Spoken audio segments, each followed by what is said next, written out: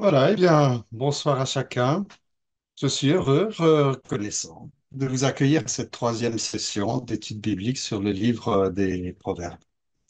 Votre journée a peut-être été remplie de bruit, de confusion, de circulation difficile ou de distraction. Alors, un peu de temps, prendre du temps pour méditer sur les pensées de Dieu dans ce livre des Proverbes est maintenant comme une bouffée d'air frais pour moi et peut-être pour vous, dans nos âmes assoiffées de vérité, je l'espère. Merci Gilles pour ce moment privilégié. En explorant ensemble ces trésors de la sagesse divine, nous nous engageons dans un voyage certainement enrichissant. Que la parole de notre Dieu éclaire nos esprits, nourrisse nos cœurs sous la conduite de son esprit. Je vais encore prier avant de passer la parole à Gilles. Merci Dieu et Père. Merci pour ta parole vivante et opérante. Merci Père pour ton désir d'impacter chaque aspect de nos vies.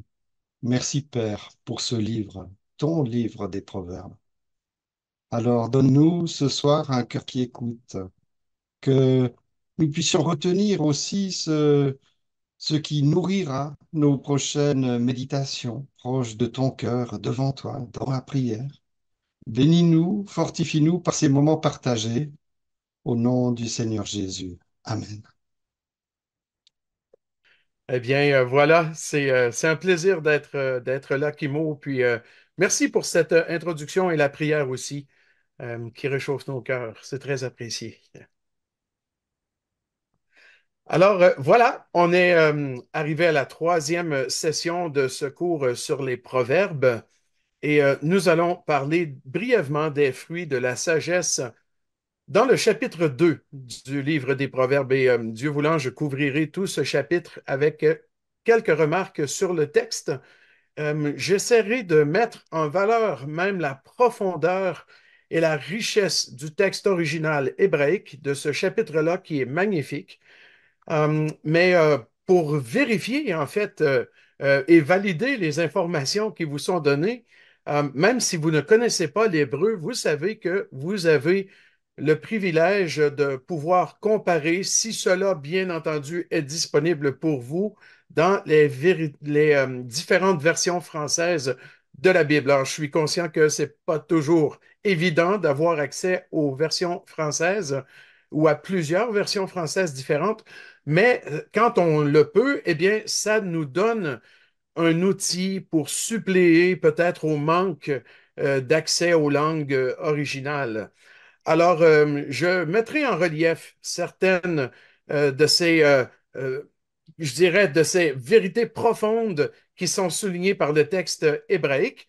Et nous avons dans l'ensemble des versions françaises, bien entendu, une mise en valeur de cette profondeur quand on peut comparer les versions ensemble. Nous avons déjà vu quelques caractéristiques ensemble et des buts de la sagesse.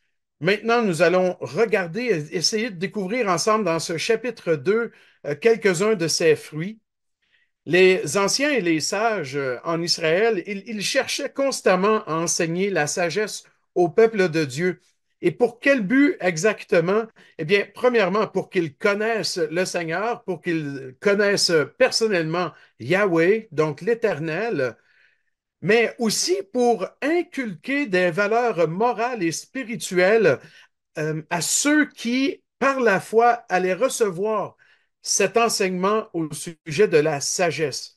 Et ceux qui acceptaient ces valeurs morales et spirituelles, eh bien, ils sont appelés constamment des justes dans les Écritures et en particulier dans le livre des Proverbes. Alors, on peut certainement dire que les justes dans les Proverbes sont ceux qui reçoivent, c'est-à-dire acceptent de tout leur cœur l'instruction de la sagesse. Mais comme on le voit dans le Proverbe 2, il y a certaines conditions à remplir. Bien entendu que la condition de départ, c'est de connaître Dieu avant tout comme le Sauveur et le Seigneur de notre vie. Mais pour obtenir les fruits de la sagesse en tant que croyants, eh bien, nous devons apprendre à découvrir et à comprendre quelles sont les exigences de la sagesse. Dans un sens, les voies de Dieu sont simples dans les proverbes et la manière dont la sagesse élabore ces plans-là. Mais il faut comprendre de quelle façon Dieu agit. Les promesses de Dieu, on pourrait le dire autrement, sont accessibles, mais il faut premièrement rencontrer certaines conditions et nous pouvons en identifier quatre dans le Proverbe 2 et vous pouvez suivre avec moi dans vos notes de cours. J'ai exactement le même syllabus, donc j'utilise la même chose, mais j'ai aussi devant moi une traduction littérale qui va me permettre de comparer constamment avec le texte de Louis II et mettre en relief les différences qui pourraient provenir d'une étude plus littérale, disons, du texte hébraïque. Alors, on va lire ensemble quelques versets. Parfois, ce sera uniquement un verset, parfois quelques-uns ensemble. Et débutons d'abord avec le verset 1. La version seconde nous dit ceci: Mon fils, si tu reçois mes paroles et si tu gardes avec toi mes préceptes. Donc, c'est évident qu'on entre dans un mode conditionnel avec le si. Mais ici, le verbe recevoir parle d'accepter. Il parle même de saisir fortement quelque chose, comme si on voulait prendre quelque chose et le retenir contre soi de manière à ce que personne ne nous l'enlève. Donc, c'est vraiment le verbe prendre, recevoir, mais avec une notion forte de saisir.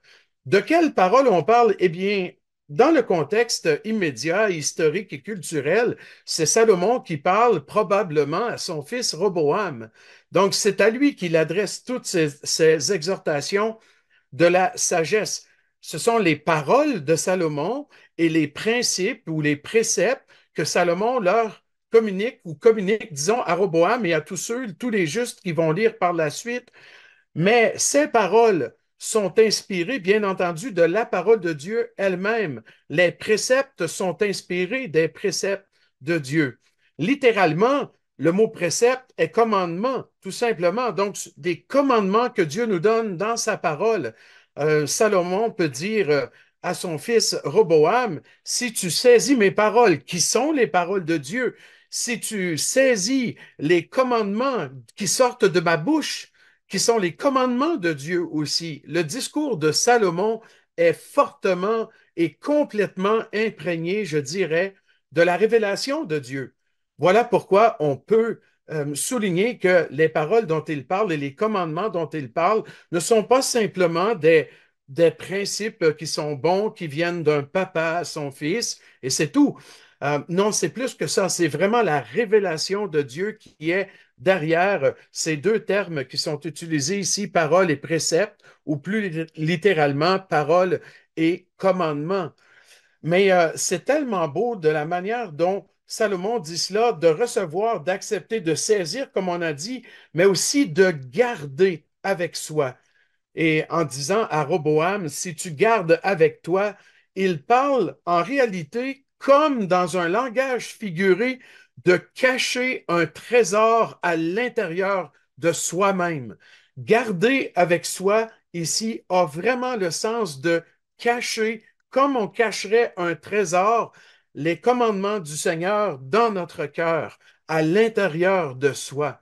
Alors, ça montre l'importance de chérir de tout son cœur la parole de Dieu et c'est une condition préalable à la sagesse, en fin de compte, pour la sagesse pratique dans nos vies. Si on veut être sage, eh bien, si on veut suivre les voies de Dieu, il faut qu'on ait cette vision de sa parole qui est comme un trésor qu'on veut vraiment garder dans notre cœur. Et ça, ce serait juste impossible sans lire la Bible à tous les jours. Comment voulons-nous faire de la parole de Dieu un trésor qu'on cache dans notre cœur en lisant rarement ou peu la parole de Dieu?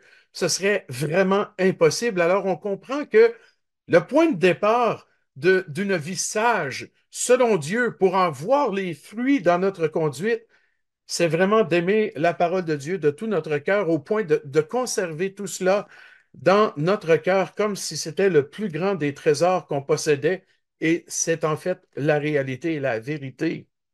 Et pourquoi on veut accepter ou recevoir cette parole-là de cette manière? Au verset 2, on le voit, c'est pour qu'on puisse développer cette capacité d'écouter la sagesse, d'écouter ce qu'il dit, ce qu'elle dit. Et rappelez-vous qu'on a souvent souligné que dans les proverbes, la sagesse, qui est un concept abstrait, est personnifiée comme si c'était une dame qui nous parlait. Alors, on doit garder aussi cette vision et compréhension de la sagesse quand on lit ici. C'est comme si c'était une personne qui s'adressait à nous, qui a quelque chose à nous dire, à nous instruire, et on doit être attentif. Alors, on continue dans la version second au verset 2. Si tu rends ton oreille attentive à la sagesse et si tu inclines ton cœur à l'intelligence. Donc, on voit déjà, on continue le mode conditionnel du verset 1. Si, tu fais ceci, si tu fais cela, dans le but d'avoir une vie sage, d'atteindre la sagesse de Dieu. L'aspect conditionnel dans le texte en hébreu est uniquement dans le verset 1 et le verset 3. Dans le verset 2, c'est plutôt une suite de la phrase d'un point de vue grammatical, tout simplement. Je vais vous lire le texte tel qu'il se présente en hébreu dans les versets 1 et 2. Vous pouvez comparer avec la version de Bible que vous avez maintenant. Mon fils, si tu saisis mes paroles et caches comme un trésor mes commandements à l'intérieur de toi pour laisser ton oreille écouter attentivement la sagesse, dirigeant ton cœur vers le discernement. Donc, on voit l'oreille, on voit le cœur dans ce verset-là. On le voit dans toutes les versions aussi. L'oreille, le cœur. L'oreille, elle est attentive à la sagesse et le cœur doit être incliné à l'intelligence. Incliné dans le sens de le diriger. Il faut comprendre ces deux concepts-là dans la Bible, le concept de l'oreille d'une part et le concept du cœur d'autre part. Vous savez, l'oreille, dans le concept biblique, autant même en hébreu qu'en grec, évoque la vie d'un disciple. L'oreille, c'est l'organe d'écoute et l'écoute est associée constamment à l'obéissance d'un disciple dans l'Écriture. Donc, quand on dit écoute, ô Israël, dans le fameux schéma d'Israël, c'est pas simplement d'entendre quelque chose et de l'entendre dans nos oreilles, mais ça a une valeur de vie de disciple. C'est d'écouter en vue d'obéir. Et même le concept d'écouter, bibliquement parlant, il est lié de très, très près au concept d'obéissance, à ce point qu'on peut difficilement les séparer l'un de l'autre. Donc, pour laisser ton oreille écouter attentivement ou rendre ton oreille attentive à la sagesse, c'est-à-dire que on doit développer en nous ce, ce réflexe d'obéir à la parole de Dieu. On doit le développer. On doit laisser le Seigneur nous parler. On doit être sensible à sa voix dans notre cœur pour qu'on puisse être dirigé par l'Esprit Saint qui est en nous dans la sagesse du Seigneur. Mais le texte met l'accent sur notre responsabilité, celle de donner de l'attention à la parole de Dieu, de rendre l'oreille attentive, mais aussi d'incliner le cœur. Et le verbe incliner a le sens de pousser dans une direction particulière, et le cœur, c'est tout ce que nous sommes. Gardez à l'esprit que dans les Écritures, autant en hébreu qu'en grec, autant avec lève que cardia, les deux mots utilisés dans l'original, bien le cœur, c'est beaucoup plus que le siège des sentiments. Ça inclut les émotions, les sentiments, mais c'est surtout une question de personnalité, de caractère, d'engagement, de décision, de volonté. Alors, on doit incliner notre cœur, le pousser, le diriger vers l'intelligence. Hein, c'est ce qu'on voit dans la version seconde. Et chaque fois qu'on va voir ce mot-là dans la suite du Proverbe 2, c'est le mot discernement en particulier qui est utilisé là. C'est l'intelligence spirituelle, bien éclairée par la parole de Dieu, qui permet de discerner afin de faire les meilleurs choix. Donc, quand on parle de rendre son oreille attentive et d'incliner son cœur, c'est pour en arriver à discerner quels sont les meilleurs choix à faire dans notre vie en tant qu'enfant de Dieu. Voilà ce que Salomon souligne dans ces deux premiers versets-là. Ensuite, on a au verset 3 l'importance de prier pour recevoir la sagesse et aussi l'intelligence. Et là, on revient au mode conditionnel. La version seconde nous dit, oui, si tu appelles la sagesse et si tu élèves ta voix vers l'intelligence. Là, vous remarquez que on est dans le parallélisme hébraïque, hein, n'est-ce pas? Ce sont deux phrases qui disent essentiellement la même chose, mais il y a quand même une notion d'intensité qui augmente dans le verset 3. Oui, vraiment. Le oui, là, c'est un oui qui insiste. Oui, vraiment, sûrement. Si tu fais appel dans le sens de même crier à la compréhension, la sagesse ici, c'est le mot compréhension. Il parle de compréhension spirituelle. C'est pas le même mot sagesse que dans le verset précédent. Dans le verset précédent, c'est le mot sagesse qui parle de la manière, selon Dieu, de vivre la parole de Dieu. Hein? C'est l'art de bien appliquer dans sa vie les principes sages de Dieu. Ça, c'est la sagesse. Mais le terme utilisé au verset 3, c'est la compréhension, ce qui parle de compréhension spirituelle, de comprendre les choses parce que nous avons l'Esprit de Dieu, nous pouvons saisir la profondeur de l'enseignement de la parole de Dieu et donc c'est ce qui nous amène à vivre de manière sage.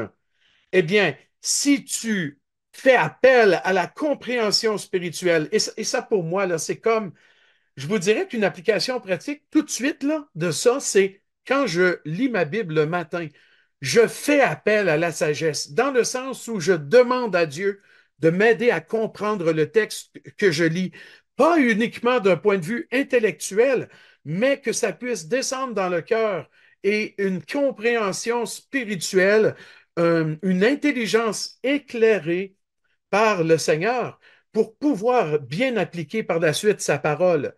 Donc, si tu appelles la sagesse, tu fais appel à la compréhension. La deuxième phrase dit sensiblement la même vérité, mais parle d'élever la voix vers l'intelligence. Et on a dit que le mot intelligence, c'est discernement, et c'est le même terme ici que dans le verset précédent. Donc, si on fait appel au discernement, eh bien, on peut être certain que Dieu va répondre. Vous voyez que ce verset-là, le verset 3, nous dit, oui, Dieu donne sa sagesse. Il veut vous la donner pour que vous ayez des vies conséquentes à la parole de Dieu. Mais vous devez le demander. Tout simplement, vous devez faire appel au Seigneur. Vous devez prier, vous devez lui demander d'éclairer votre intelligence spirituelle pour vous amener à comprendre et à discerner quelle est sa volonté et comment appliquer sa parole dans vos vies. Au verset 4, on augmente encore plus l'intensité de cette condition préalable à la vie de sagesse. Si tu la cherches comme l'argent, si tu la poursuis comme un trésor, c'est à nouveau parallélisme hébraïque, deux phrases qui disent sensiblement la même chose, et on a deux fois le verbe chercher en hébreu, mais deux verbes différents qui augmentent en intensité. Donc, si tu la cherches, hein, et là, je me suis demandé, juste avant de parler des verbes chercher, le là, le petit pronom là, si tu la cherches, c'est quoi exactement?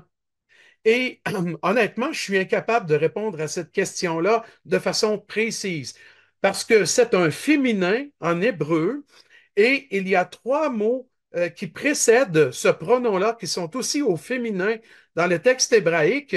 On a la sagesse là, qui nous fait remonter carrément au verset 2, qui est un mot féminin en hébreu aussi. Ça correspond aussi en français, ce qui n'est pas toujours le cas, là. Mais on a aussi la compréhension et on a aussi l'intelligence. Donc, dans le verset 3, rappelez-vous que sagesse, c'est compréhension, c'est différent de sagesse au verset 2.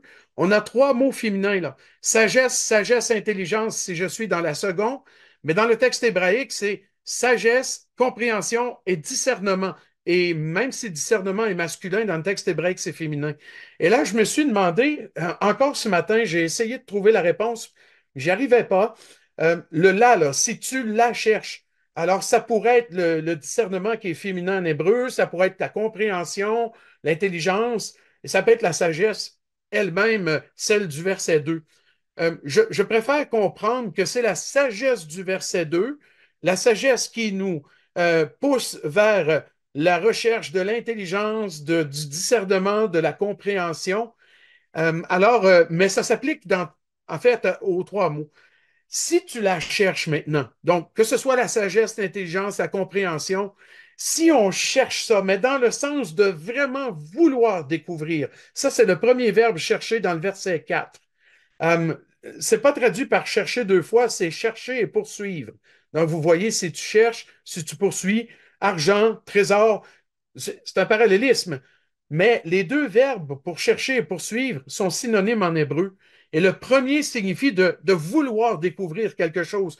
Si tu veux découvrir, imagine de façon pratique que tu ouvres ta Bible le matin et que tu pries Dieu, tu fais appel à lui pour la sagesse et le discernement et la compréhension, et que tu veux dans ton cœur vraiment découvrir, tu inclines ton cœur vers la sagesse, l'intelligence et la compréhension et le discernement. Si tu veux découvrir comme de l'argent, hein, on aime ça trouver de l'argent, on aimerait ça trouver des trésors enfouis, remplis d'argent. Eh bien, encore bien au-delà de ces choses matérielles et qui périssent, si on cherche à découvrir comme de l'argent la sagesse, et dans la deuxième phrase, si on la recherche comme un trésor, mais un trésor hein, qui est caché, littéralement, on a le concept d'un trésor qui est caché dans le mot hébreu. Parce que la sagesse n'est pas disponible pour tout le monde. Ceux qui refusent de prier Dieu, qui n'ont pas besoin de lui, ne découvriront jamais cette sagesse. Mais s'ils la cherchent, s'ils veulent la découvrir, s'ils y mettent le cœur, hein, les efforts du cœur dans le sens d'un vouloir réel, eh bien, notre verset 5 va débuter avec un alors. Alors, tu vas comprendre. Alors, tu vas trouver.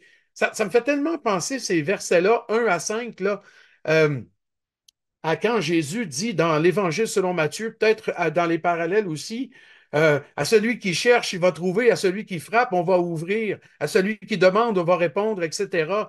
Donc, c'est exactement ce que nous dit Salomon ici dans ces quelques premiers versets du chapitre 2. Donc, si tu cherches dans le sens de vouloir découvrir et si tu poursuis ou recherches dans le sens de même fouiller avec soin comme un trésor caché, eh bien, attends-toi à ce que Dieu réponde. C'est vraiment intéressant ce verbe poursuivre dans la version seconde. Il a le sens de fouiller avec soin. Pourquoi? Parce que c'était coutumier dans le monde biblique d'enfouir les choses de valeur. On les cachait dans le sol. On les abriait avec un vêtement ou quelque chose. On les insérait dans un vase de terre, par exemple, ou de pierre.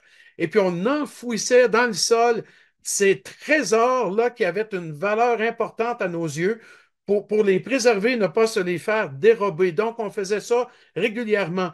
Mais quand on devait aller récupérer ces trésors, il fallait fouiller avec soin, prendre le temps de creuser la terre doucement pour ne pas risquer d'abîmer le trésor enfoui. Donc, c'est exactement le verbe utilisé en hébreu poursuivre a le sens de creuser avec soin, de rechercher avec soin en creusant doucement, là, en faisant attention, parce que ce qu'on cherche, c'est un trésor caché. Et tout ce langage figuré a pour but de montrer quelle valeur devrait avoir la sagesse de Dieu aux yeux d'un enfant de Dieu. De trouver, de découvrir sa parole comme ça, de découvrir ce que Dieu veut, c'est sa volonté dans l'Écriture. C'est plus qu'un trésor caché, c'est plus que l'argent, c'est plus que tout. Et on ne peut pas s'attendre à avoir des vies conformes à la sagesse de Dieu sans ce double aspect de vouloir comprendre la parole en priant, en demandant à Dieu, hein, faire appel à lui, et aussi en investissant notre cœur à vouloir comprendre le sens et l'appliquer dans nos propres vies par la suite. Mais si on fait cette démarche ainsi, eh bien, on a le verset 5 qui nous rassure en nous disant, alors tu comprendras la crainte de l'Éternel et tu trouveras la connaissance de Dieu. C'est intéressant que la sagesse peut se résumer dans ces deux concepts de crainte et de connaissance de l'Éternel ou de Yahweh ou de Dieu lui-même. Comprendre dans le sens saisir spirituellement c'est quoi la crainte de Dieu et trouver la connaissance de Dieu. On parle d'avoir une connaissance exacte fondée sur l'Écriture de qui est Dieu et quelle est sa volonté. Donc, comprendre qui est le Seigneur, découvrir qui il est, comprendre sa volonté dans nos vies, hein, qui nous amène à craindre Dieu, à avoir un profond respect envers Dieu et à le démontrer dans notre manière de vivre, parce que ça nous amène une grande confiance en lui, ça nous amène d'être inébranlables, en sécurité malgré des circonstances très difficiles. Eh bien, tout cela est accessible au juste qui prie Dieu et qui cherche avec soin et qui a vraiment un désir au plus profond de lui-même de voir sa vie transformée par la sagesse de Dieu. Le verset 6 débute avec un car, et c'est là qu'on entre déjà depuis le verset 5 dans une révélation de Dieu où Dieu se révèle lui-même à ceux qui cherchent à le découvrir et à mettre en pratique sa parole dans nos vies. Et vous pouvez suivre aussi dans vos notes de cours là, la suite. C'est la sagesse révèle Dieu, donc les versets 5 à 11. Ensuite, elle nous ouvre les yeux sur le mal au verset 12 à 22. Alors, vous pouvez inscrire les différentes notes que vous voulez dans une de ces deux sections au fur et à mesure que je vais avancer, mais pour l'instant, moi, je reste dans le texte et je vais vraiment coller au texte parce que ce chapitre-là est vraiment magnifique, mais vous pouvez inscrire vos notes dans les sections correspondantes. Ça va vous permettre là, de suivre une certaine structure en cours de route. Alors, le Seigneur répond à la prière, au désir de voir sa vie transformée, d'appliquer la sagesse dans nos vies. Il donne la compréhension spirituelle au verset 5. Il amène à saisir ce qu'implique la crainte de l'Éternel dans nos vies. Il nous amène à découvrir ce que c'est que de connaître Dieu, ce qui est magnifique. Et ça, c'est l'explication nous est donnée au verset 6. Car, et ça débute avec un car, version seconde nous dit, car l'Éternel donne la sagesse, de sa bouche sortent la connaissance et l'intelligence. L'Éternel veut donner sa sagesse. Euh, je crois qu'un jour, malheureusement, il y a des hommes qui seront jugés, des hommes perdus, et qui, ben, ce ne sera pas faute d'avoir euh, entendu parler de Dieu, entendu parler de sa parole, entendu parler des principes de sagesse. Je pense en particulier à ceux qui sont là tout près, hein, qui fréquentent même des églises sans même connaître Dieu, parce qu'ils n'ont pas encore soumis tout leur cœur au Seigneur. Il n'est pas encore le Seigneur de leur vie, il n'est pas leur sauveur. Ils le connaissent intellectuellement, mais pas plus. Et quel malheur ce sera pour eux de passer à côté en réalité d'une vie de connaissance réelle de Dieu parce que tout cela ne sera pas descendu dans le cœur. Parce que Dieu veut donner sa sagesse, et en particulier à ses enfants qui la lui demandent. Le texte utilise un anthropomorphisme, c'est-à-dire une forme humaine, pour qu'on puisse saisir quelque chose de Dieu. Au verset 6, il est parlé de la bouche de Dieu. Bien entendu, c'est simplement une forme humaine pour qu'on comprenne qu'il s'agit d'une parole qui vient de Dieu. C'est sa révélation, en fait. Donc, c'est un anthropomorphisme pour nous parler de la révélation de Dieu. Dieu donne sa révélation. Et de cette révélation-là, eh bien, sort la connaissance et l'intelligence. Le mot intelligence, c'est à nouveau le discernement. Voyez à quel point Salomon insiste sur les fruits de la sagesse. Les fruits de la sagesse, donc, qu'on reçoit quand on cherche et on poursuit comme un trésor caché la sagesse de Dieu, eh bien, les fruits sont la connaissance spirituelle, la compréhension spirituelle et le discernement spirituel qui nous amène à faire les meilleurs choix et à servir le Seigneur et à marcher avec lui de tout notre cœur. Et ça change vraiment tout par la suite.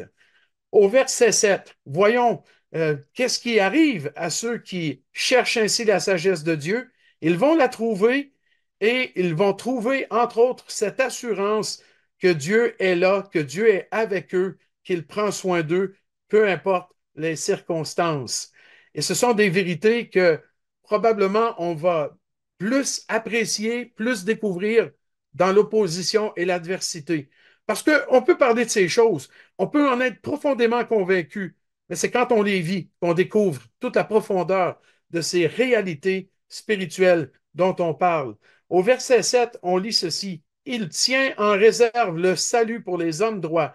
On parle de Yahweh, bien entendu, de l'Éternel. Et un bouclier pour ceux qui marchent dans l'intégrité. Le Seigneur tient en réserve le salut. C'est pas a priori le salut de l'âme dont il est question ici, dans le sens d'avoir le pardon des péchés, d'avoir la vie éternelle. Le mot en hébreu pourrait se traduire littéralement dans son sens primaire par succès, le succès, la réussite. Mais ce n'est pas une promesse d'avoir du succès financier ou matériel ou d'avoir la popularité. Ce n'est pas ça du tout dont il parle. Ce n'est pas cette réussite ou ce succès-là, mais c'est simplement d'avoir constamment devant soi une issue, une manière de sortir, la tête haute, même sous les coups, même sous l'épreuve, sous les difficultés. À un point qu'on peut même comparer ce salut à un bouclier dans la deuxième phrase, toujours du parallélisme hébraïque. Deux phrases qui disent sensiblement la même vérité. Tenir en réserve le salut pour les hommes droits correspond à tenir un bouclier pour ceux qui marchent dans l'intégrité, comme si Dieu était le porteur d'armes, le porteur du bouclier devant le croyant, devant lui. Alors, le succès dont il parle ou le salut dont il parle, c'est le secours de Dieu pour ceux qui sont intègres. Les hommes droits, ce sont les hommes intègres, bien entendu, les hommes et les femmes, c'est-à-dire tous ceux qui placent leur foi en Dieu, qui crient à lui, qui cherchent sa sagesse, qui cherchent la connaissance et l'intelligence et le discernement spirituel, qui ont le désir de mettre en pratique sa parole, eh bien, Dieu répond. C'est ça que Salomon dit dans la suite, à partir, entre autres, de ce verset 7, c'est que Dieu va répondre et Dieu réserve son intervention, il vient au secours, il est là pour tous ceux qui vont lui faire confiance, il est un bouclier pour ceux qui marchent dans l'intégrité. Autant l'expression homme droit que ceux qui marchent dans l'intégrité, c'est vraiment deux synonymes en hébreu. Ça parle tous les deux d'intégrité. Les hommes droits sont des hommes intègres, intègres, qui font ce qui est juste, qui font ce qui est vrai, qui cherchent la lumière et pas les ténèbres, etc. D'un point de vue spirituel, là, qui cherchent les vraies choses, c'est-à-dire celles qui sont agréables à Dieu et lui plaisent, bien entendu. Donc, le Seigneur est là. Il va répondre à ceux qui cherchent. On peut avoir l'assurance que peu importe la situation qu'on vit, peu importe nos circonstances, Dieu va répondre et va donner une manière de voir différente. Vous savez que c'est pas facile au Canada présentement d'un point de vue éthique. C'est très, très difficile et ça va le devenir de plus en plus. Et on sent de plus en plus la panique s'installer dans le cœur des croyants parce qu'on n'est pas habitué à se faire bousculer comme ça dans notre foi sur l'aspect éthique et surtout dans l'aspect sexuel concernant l'identité sexuelle, par exemple, ou tout cet aspect d'éthique qui touche la sexualité ou l'identité sexuelle des gens. Alors, les croyants sont très bousculés, ils vont le devenir de plus en plus. On entend parler de projets de loi qui visent à interdire la Bible comme étant un livre haineux. Et quand on entend parler de tels projets de loi et de telles choses, bien entendu que on vient troubler dans le cœur en tant que croyant parce qu'on se dit, mais qu'est-ce qu'on va faire et comment on doit agir et comment on doit voir cette situation-là? Eh bien, moi, l'étude des proverbes me fait du bien et affermit ma foi parce que j'ai justement dit à une sœur ce week-end dans un contexte d'un autre cours qu'il était important de ne pas paniquer mais de s'en remettre au Seigneur et de chercher le discernement qui vient de lui, de chercher comment répondre et réagir à de telles situations. Et je suis convaincu que peu importe les moments difficiles dans lesquels l'Église au Canada va se retrouver, probablement tôt ou tard, on aura des réponses de la part du Seigneur. Ça ne veut pas dire qu'on sera à l'abri de toute souffrance physique ou même morale et spirituelle, mais nous serons toujours sous la main de Dieu. Il est souverain, il est au contrôle, et quand on cherche sa sagesse, il la donne. Pensez aux paroles du Seigneur qui disait à ses apôtres, on va vous conduire devant les tribunaux, ne soyez pas inquiets de ce que vous aurez à dire pour vous défendre, car ce que vous aurez à dire vous sera donné sur le moment même. Ça allait être important pour les apôtres quand cela allait arriver ou pour tout autre disciple jusqu'à aujourd'hui. De ne pas paniquer, mais de s'en remettre à Dieu et de recevoir, d'attendre, de saisir ce bouclier en réalité que le Seigneur offre et le secours qu'il offre à ses enfants. Le Seigneur va être un véritable secours, un véritable bouclier, et on lit au verset 8 qu'il va le faire en protégeant les sentiers de la justice et en gardant la voie de ses fidèles. À nouveau, vous voyez que c'est quand même une phrase qui est synonymique, mais il y a quelque chose de plus ou de différent dans la fin du verset. Il y a l'idée de protéger, garder, sentier, voie, mais là, on parle de justice et ensuite on se tourne vers ceux qui appliquent la justice, vers les fidèles. L'idée de protéger ici a la connotation de veiller sur quelque chose, veiller sur les sentiers, veiller sur les sentiers de la justice. Um, il y a comme un double sens dans ce verset-là. Il y a le Seigneur qui garde et qui est un bouclier, mais le croyant lui-même est appelé à veiller lui-même et à protéger lui-même les sentiers de la justice et à garder la voie dans laquelle il doit marcher. Peut-être que le double sens est inclus dans ce passage, puisque littéralement le texte dit ceci, pour garder les sentiers du jugement, c'est-à-dire la justice dont on parle ici, ce sont les jugements de Dieu, un synonyme de la parole de Dieu qu'on voit surtout dans le psaume 119, qui parle des commandements de Dieu qui tranchent sur les décisions qu'on a à prendre dans la vie. Donc, la justice dont il est question ici, ce sont les commandements que Dieu nous a donnés et qui nous amènent à un jugement correct sur les décisions qu'on doit prendre. C'est vraiment le sens de justice ici. Et aussi, la suite du verset dit, veillez sur le chemin de son fidèle ou de ses fidèles. Donc, dans un sens, le croyant a une responsabilité, mais Dieu est là aussi pour être ce bouclier, ce salut qui protège et qui garde la voie de ceux qui lui appartiennent. Et en même temps, le croyant aussi a la responsabilité de veiller lui-même sur la manière dont il applique la parole de Dieu dans sa vie et dans les chemins qu'il prend en réalité. C'est probablement là où arrive le Salomon en disant au verset 9, alors tu comprendras la justice, l'équité, la droiture, toutes les routes qui mènent au bien.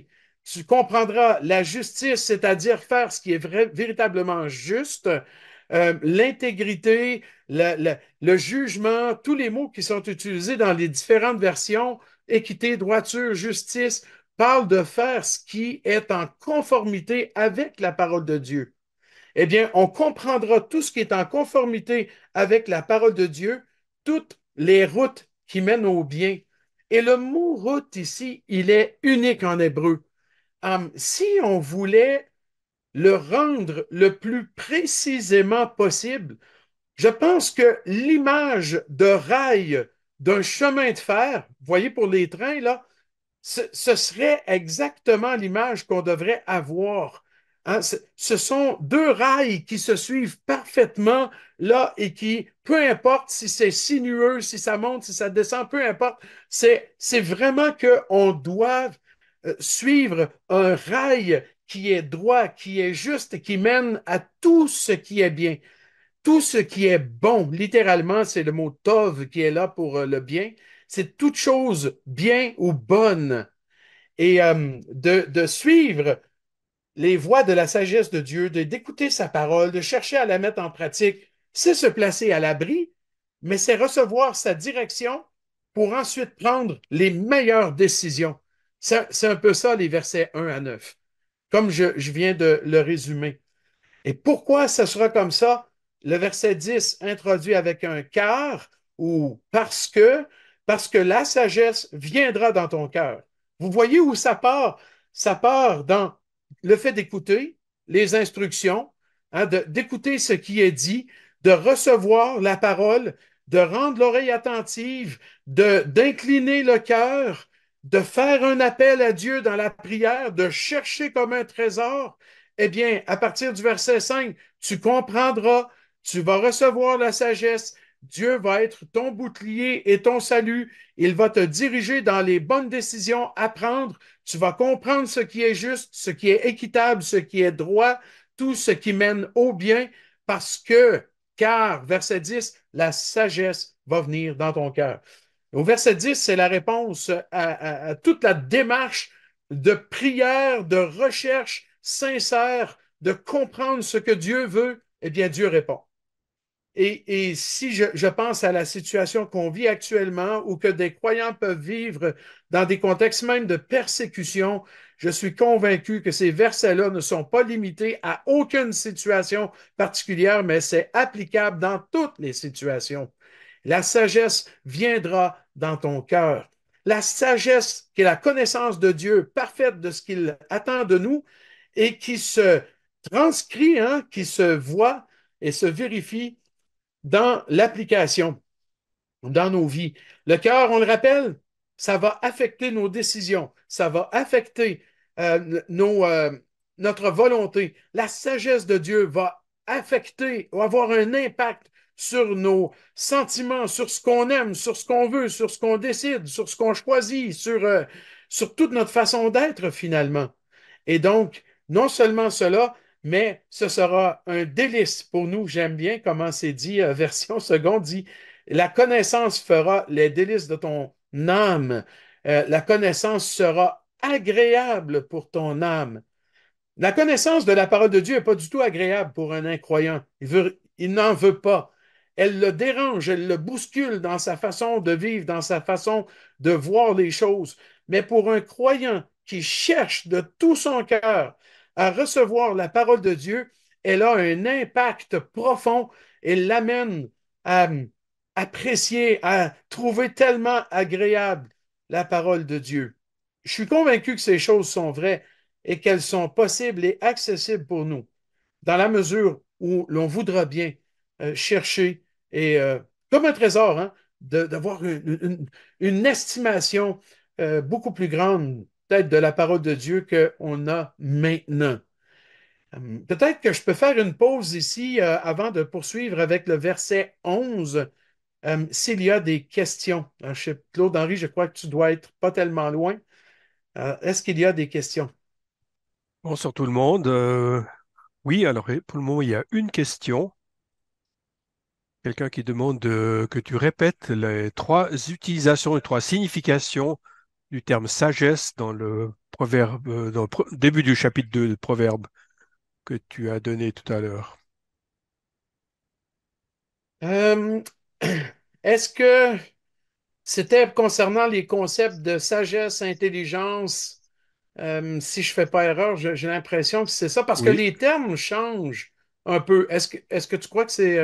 en fait, peut-être que la personne pourra préciser si ce n'est pas ce qu'elle a à l'esprit, mais si je comprends bien la question, c'est qu'on on voit la compréhension, on voit l'intelligence, la compréhension, et on voit aussi le discernement.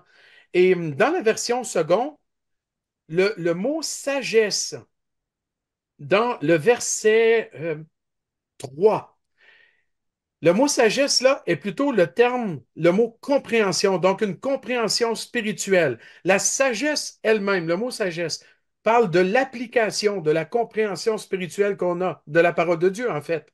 Ça, c'est l'art de vivre la parole de Dieu, la sagesse, d'un point de vue pratique. Mais quand elle est d'un point de vue je dirais intellectuelle, mais sans bien sûr exclure la foi, les deux sont complémentaires, eh bien, on devrait peut-être traduire par compréhension. Et la version seconde va traduire compréhension par sagesse au verset 3 et intelligence, c'est le discernement. Donc, on a la sagesse elle-même de la parole de Dieu qui nous amène à la compréhension, au discernement et à la connaissance. Donc, ce sont les trois termes qu'on voit. Le mot connaissance lui vient dans le verset 5 en particulier. La connaissance, c'est de justement de savoir les choses, savoir ce qui concerne Dieu et quelle manière on doit vivre. Ça, c'est la connaissance. La compréhension que Second appelle la sagesse au verset 3, c'est de saisir spirituellement ce que cette connaissance nous apporte. Et le discernement, traduit par intelligence dans Second, c'est l'art de faire les bons choix et d'appliquer cela dans nos vies. Et ces trois-là ensemble, c'est la sagesse de Dieu. D'accord. Donc, peut-être qu'on pourrait dire compréhension, intelligence, connaissance sont les trois termes qu'on voit dans la seconde, dans la traduction seconde. C'est juste que le mot compréhension, il n'est pas là. Il est traduit par sagesse, pardon, au verset 2. Mais si vous mettez compréhension au verset, pas 2, pardon, 3. Si vous mettez compréhension au verset 3 au lieu de sagesse, on a compréhension. Ensuite, intelligence, qui est le discernement, et connaissance dans le verset 5. Connaissance, au moins, c'est pareil là, dans toutes les versions. Mais si vous voulez avoir une idée justement de ces différents termes, si vous avez accès à des versions différentes, comparez Darby, par exemple. Darby et Mhm. Second, ils n'emploient pas exactement les mêmes termes dans ces passages-là. Et l'ensemble des traductions met en relief ces trois aspects de la sagesse dont j'ai parlé. Compréhension, euh, discernement et connaissance.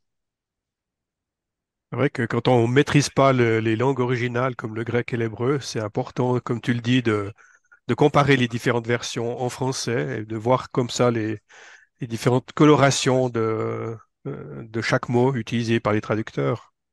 Oui, qu'on pourrait appeler les nuances aussi, Mhm. voilà. Alors une autre question. C'est un peu Oui. comme ça qu'on dit en fait qu'il y a une profondeur au texte. C'est pas une profondeur dans le sens qu'il y a quelque chose de caché dans le texte. C'est simplement que les sens variés d'un même mot peuvent tellement être riches de sens, justement, ce mot que on peut traduire par différents termes. Merci. Une deuxième question qui vient d'arriver. Comment saurons-nous pratiquement que l'on devient sage? Est-ce par notre manière de résoudre les conflits ou les problèmes ou par notre façon d'agir? Ou peut-être autre chose? Les deux et beaucoup d'autres choses. Je dirais que ça va se voir dans tous les aspects de la vie.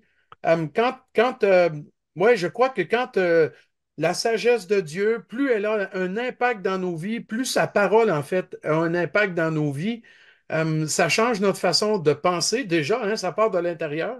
Ça change notre façon de penser, de voir les choses, ça façonne notre vision du monde et ça amène forcément à réagir de manière différente dans toutes les situations qui peuvent se présenter à nous. Là, tu as mentionné, selon la question de l'étudiant, la résolution de conflits ou de réagir à différentes situations. Ben, oui, ça va se voir dans pratiquement tous les Mhm. domaines de la vie. On ne va pas gérer les choses de la même façon, ça c'est évident. Plus on est euh, impacté ou imprégné de la parole de Dieu, de sa sagesse, de sa compréhension, son intelligence, son discernement. Ça va même nous amener à faire une différence, non seulement entre ce qui est bon et mauvais, mais entre ce qui est bon et meilleur. Mhm. Donc, l'impact va être immense de plus en plus. Oui, c'est pas quelque chose qu'on peut obtenir par un diplôme ou par quelconque effort personnel, mais c'est vraiment l'imprégnation de nous-mêmes, de notre être tout entier par la parole de Dieu, hein. Ah, j'aime beaucoup comment tu as dit ça, Claude Henry, parce que tu vois, il y a même des gens qui sont bardés de diplômes et qui n'ont pas du tout cette sagesse-là. Alors qu'un enfant de Dieu, qui aime sa parole, qui fait la démarche des premiers versets, là. Hein, il y avait le si, si, Mhm. si. Il ne faut pas oublier ça. Si tu pries, si tu cherches, si tu évalues la parole de Dieu comme un trésor enfoui que tu veux découvrir, ben, n'importe quel enfant de Dieu, peu importe voilà son degré de connaissance intellectuelle, ben, un enfant de Dieu qui aime le Seigneur comme ça, et, ben, il peut atteindre une vie encore plus sage que bien des gens qui ont beaucoup de connaissances intellectuelles, mais qui, voilà, les deux peuvent être complémentaires aussi. Bien Mhm. entendu, on peut aussi acquérir de grandes connaissances, des diplômes, Mhm. c'est pas contre. Mais le point est que ce n'est pas la voie pour y arriver. La Mhm. voie pour y arriver, elle est très bien décrite dans les 5 premiers versets. Une autre question qui arrive maintenant. Je ne comprends pas le verset 4. Pourquoi devons-nous accorder une grande importance à la quête de la sagesse selon Dieu, plus que ce que nous faisons pour acquérir un trésor? En fait, c'est pas plus que, c'est comme. Remarquez que le comme est indiqué 2 fois. Et le verset 4 est simplement une illustration tirée de la vie quotidienne. Si tu la cherches comme l'argent, parce que à l'époque, ben, les gens avaient besoin de ces ressources matérielles et financières pour survivre, quoi. Alors, toute personne va devoir chercher par le travail, par l'effort, à acquérir ce qui est nécessaire pour la survie.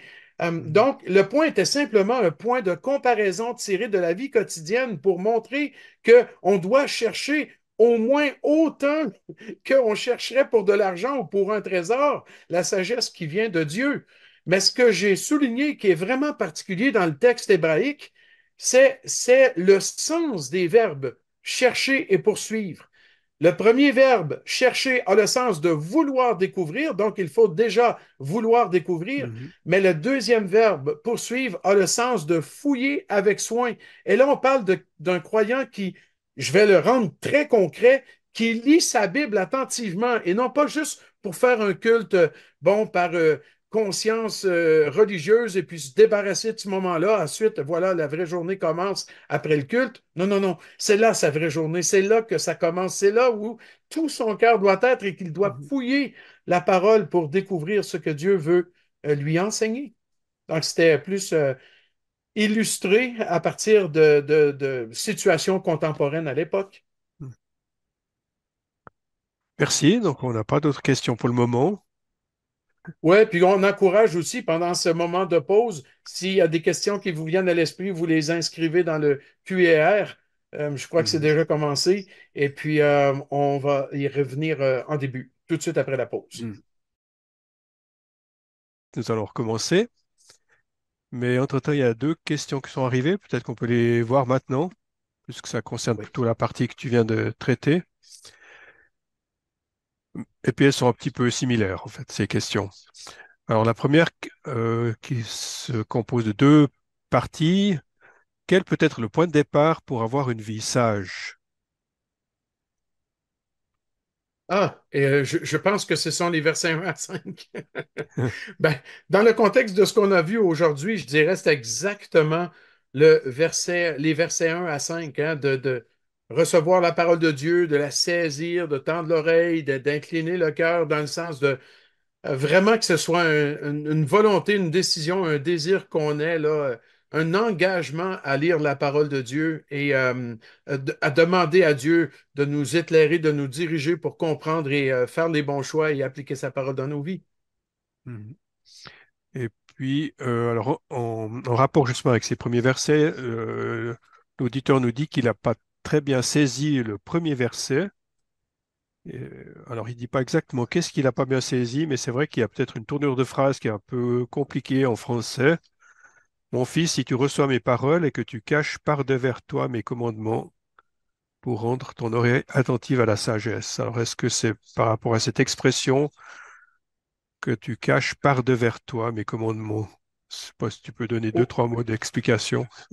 oui, absolument. Là, ça, c'est la traduction d'Arby. Je la reconnais.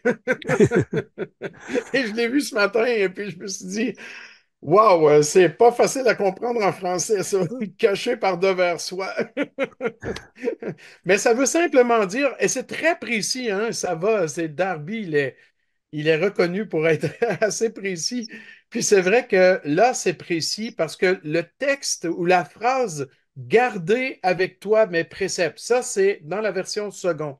Littéralement, le texte en hébreu dit cache mes commandements à l'intérieur de toi. Donc, si tu caches, comme cacher un trésor, Mhm. c'est le contraire un peu de ce qu'on a vu tout à l'heure, mais c'est la même image. Mais il y a un trésor qu'on doit cacher quelque part. Donc, si tu l'enfouis, mais pas n'importe où, hein, au, à l'intérieur de toi.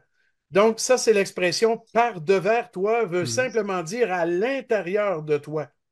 Donc, si tu caches, comme si tu cachais un trésor là, que tu voulais préserver, mettre à l'abri, bien, c'est pas n'importe quoi, c'est les commandements du Seigneur. Les préceptes sont les commandements du Seigneur. C'est sa parole, en fait, sa révélation. Si tu caches sa parole que tu lis là, chaque jour, au plus profond de ton cœur, tu sais, c'est un langage très imagé, mais qui Mhm. montre tout l'amour qu'on a pour la parole de Dieu, eh bien, ça fait partie de Mhm. l'enchaînement de conditions qui nous amène à des visages par la suite. Mhm. Donc, c'est ça le sens du verset 1, c'est de cacher comme si on cachait un trésor, mais au plus profond de soi-même. Mhm. Et la dernière question qui vient d'arriver, elle est un petit peu un corollaire des précédentes. Est-ce que le fait d'étudier beaucoup la Bible peut me rendre sage? Euh, oui, si c'est dans un esprit d'obéissance au Seigneur et que c'est aussi dans une volonté de voir sa parole changer et transformer nos vies. Mhm. Parce qu'il y a des gens qui, intellectuellement, peuvent expliquer beaucoup de choses dans la Bible sans vivre une vie sage.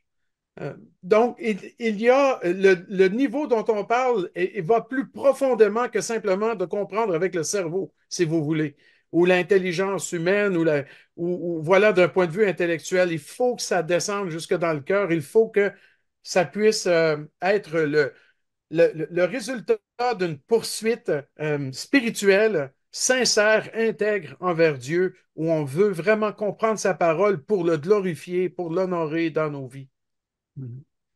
Ça nous amène ouais, à vérifier nos motivations. Hein. Pourquoi on lirait la Bible? Pourquoi on la lit? Pourquoi on l'étudie? Pourquoi on veut la mettre en pratique même? Il y a des gens qui peuvent avoir de mauvaises motivations de mettre en pratique la Bible dans leur vie, hein, parce que dans leur esprit, à eux, ça va leur donner un statut particulier, ça va Mhm. les élever au-dessus des autres. Donc, il faut difficilement s'attendre à ce qu'il y ait de véritables fruits spirituels qui vont sortir d'une telle motivation. C'est pratiquement pas possible.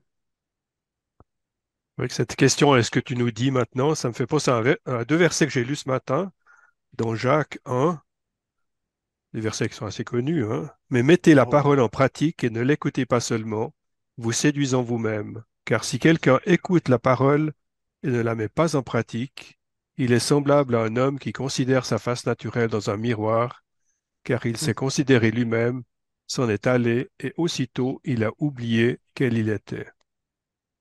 ah oui, c'est vrai. Hein, D'ailleurs, c'est pas rare qu'on appelle l'épître de Jacques les proverbes du Nouveau Testament. C'est vraiment dans une approche très semblable, Ouais. avec des images aussi qui se ressemblent beaucoup. Puis c'est dans Jacques 1 aussi qu'on voit que si quelqu'un manque de sagesse, qu'il la demande à Dieu, qu'il donne à Ouais. tous simplement et sans faire de reproches, Mm. parce que Dieu veut donner sa sagesse. C'est ce qu'on a vu aussi. Oui, exactement. Parfait, ben, on peut continuer pour la suite. Et puis, si vous avez d'autres questions, ben, on recommencera une période de questions à la fin de cette seconde période. Oui, Merci et merci beaucoup, Claude-Henri, pour ton soutien pour les questions aussi. Puis merci aux étudiants pour vos questions. Alors, on continue, on voit là, les concepts abstraits là, comme la sagesse, l'intelligence, la compréhension, le discernement. Toutes ces choses-là sont souvent présentées dans les proverbes comme si c'était des personnes. Donc, on parle de personnification.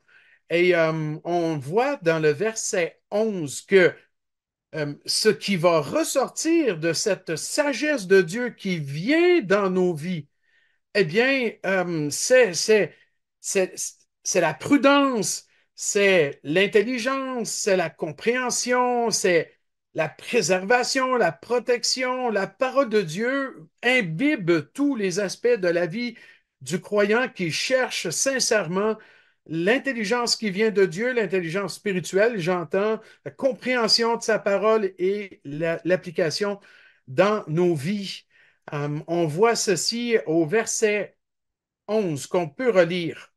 Donc, verset 11 nous dit, la réflexion veillera sur toi, l'intelligence te gardera. Donc, vous voyez que c'est comme si c'était des personnes, là. La réflexion, l'intelligence, comme si c'était des personnes qui vont nous protéger ou veiller sur nous ou nous garder.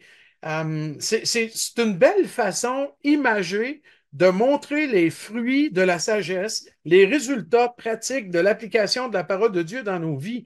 Littéralement, la réflexion au verset 11 est une prudence. Une prudence. Le croyant sage, il est prudent. Il, il prend de bonnes décisions parce qu'il prend le temps de réfléchir.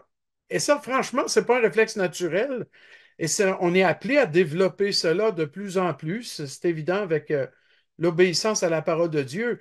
Mais j'aime bien comment ce texte-là montre à quel point ce que Dieu donne dans la sagesse nous amène à faire les meilleurs choix, à prendre les meilleures décisions, à être éclairés, quoi. Et gardons à l'esprit que Dieu répond et que Dieu donne à celui qui demande. On l'a vu avec Jacques dans la sagesse, mais aussi ce que j'ai mentionné, l'exemple, là, je crois que c'est dans Matthieu, là, où il parle de demander, de chercher, etc., en disant vous allez trouver, quoi. Alors, la réflexion, c'est la prudence qui va veiller sur nous et l'intelligence qui va garder, c'est le discernement. C'est toujours le même discernement qu'on a mentionné dans les versets précédents. Donc, second traduit constamment discernement par intelligence, mais c'est pas simplement l'intelligence dans le sens de comprendre les choses, mais c'est de discerner, donc de faire des bons choix en réalité, de faire les meilleurs choix. C'est toujours de cela qu'on parle quand on voit le mot intelligence dans second. C'est le discernement qui va nous garder. Euh, on voit que c'est comme si on pourrait dire que la sagesse personnifiée travaille exactement de la même manière que Dieu. C'est comme s'il y avait deux personnes, en fin de compte, dans ce proverbe-là. Au verset 8, c'est Dieu qui protège les sentiers de la justice et garde la voie de ses fidèles, tout en ayant notre responsabilité là-dedans. C'est vrai, on l'a souligné.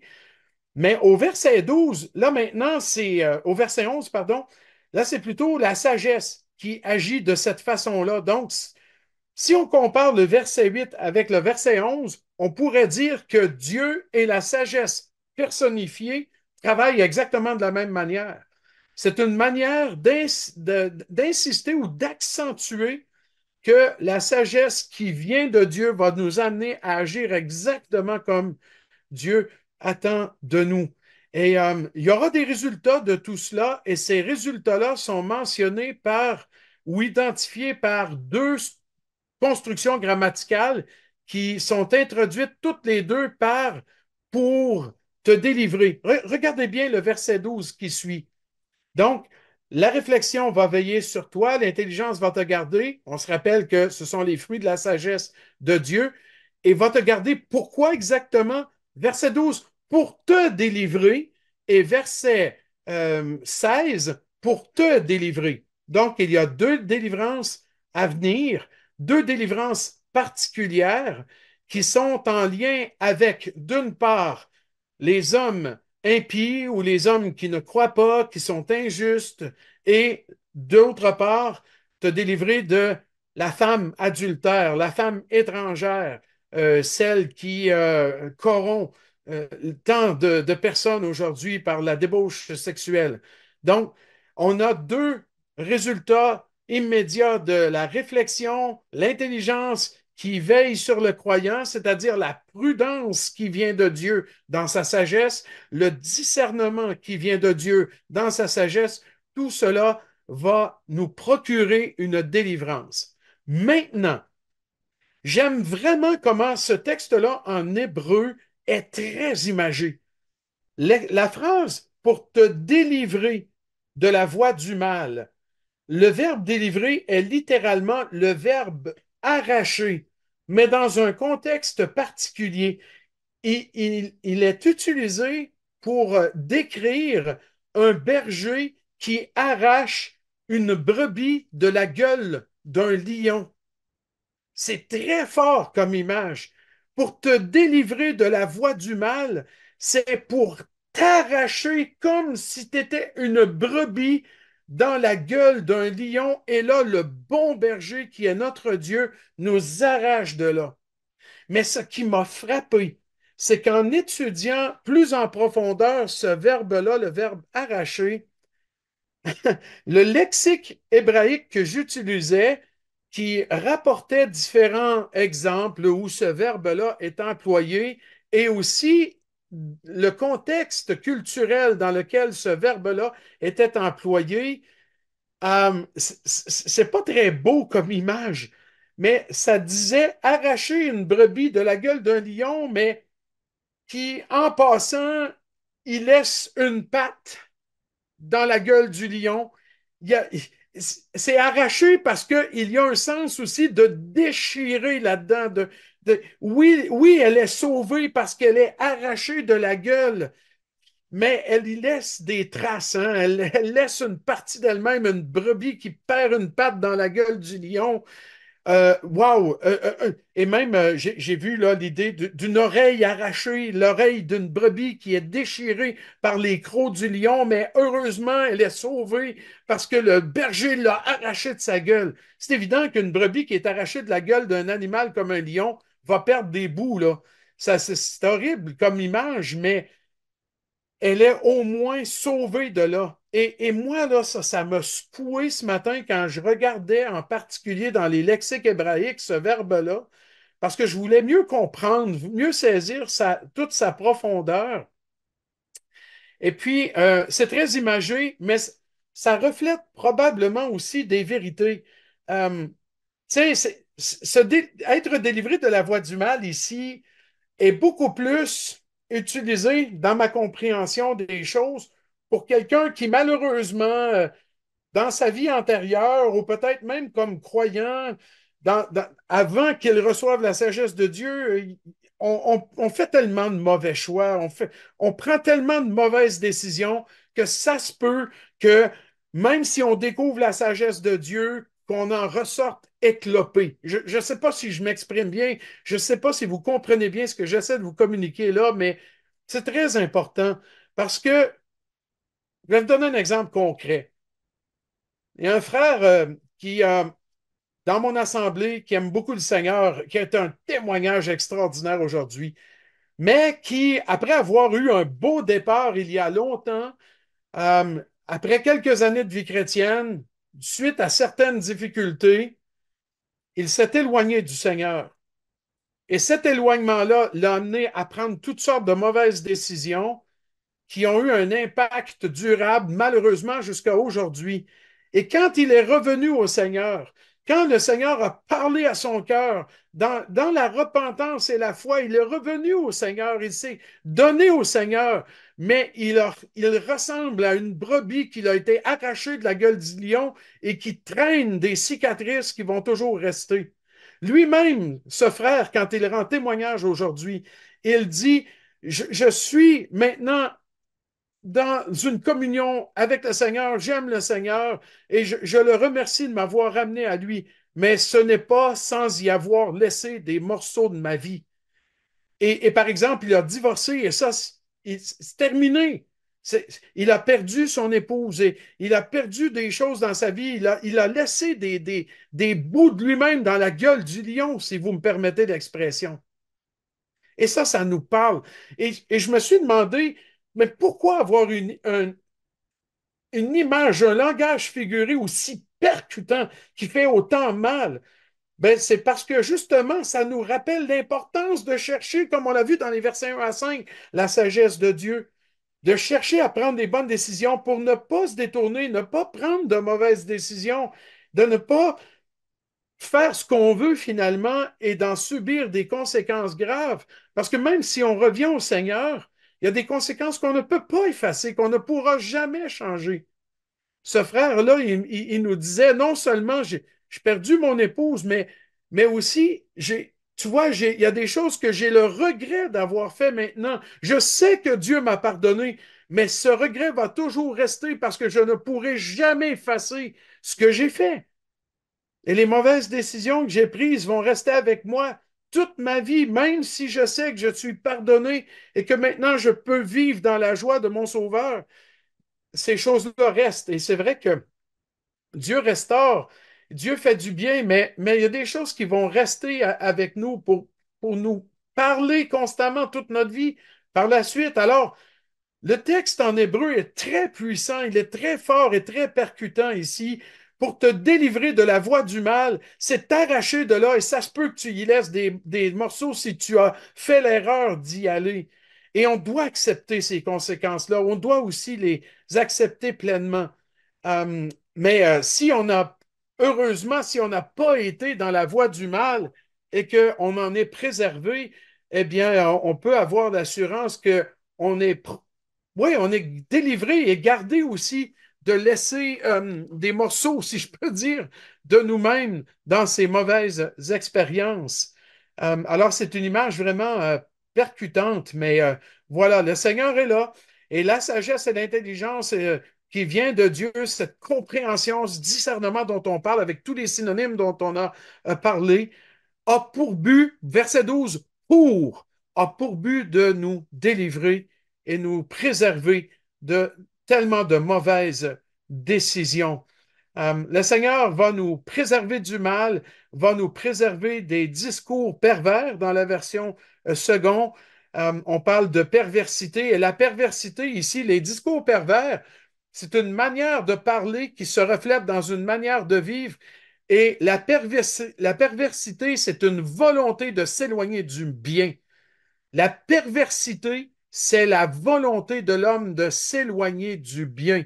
Le Seigneur va nous garder de nous éloigner du bien, de faire un peu comme malheureusement ce frère a fait tellement un mauvais pas, il s'est éloigné du bien et donc le Seigneur veut nous préserver de ça par sa sagesse.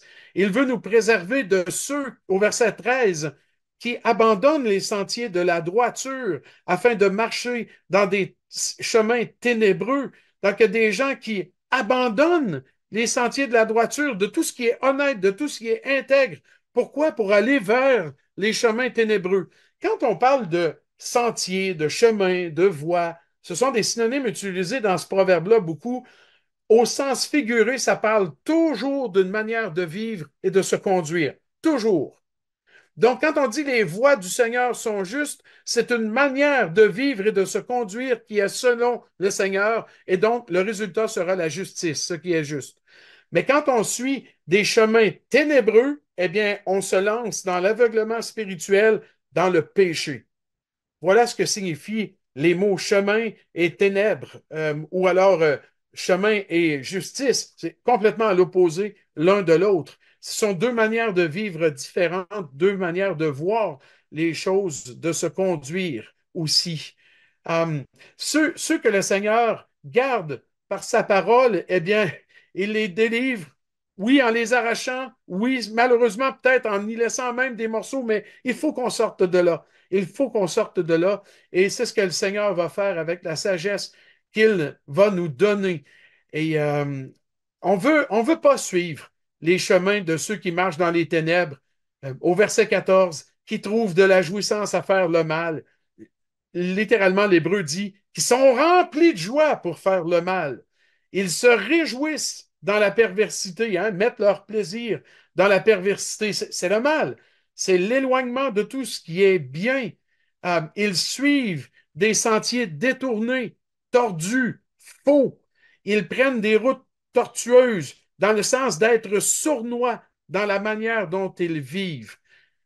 Ici, le mot route, hein, c'est le mot que j'ai parlé un petit peu plus tôt qui parlait comme de track, pas de track, c'est le mot anglais, de voie de chemin de fer. Donc, ils suivent, eux, leur propre voie. Ils s'en vont comme ça, ils s'en vont par là, mais dans le mal.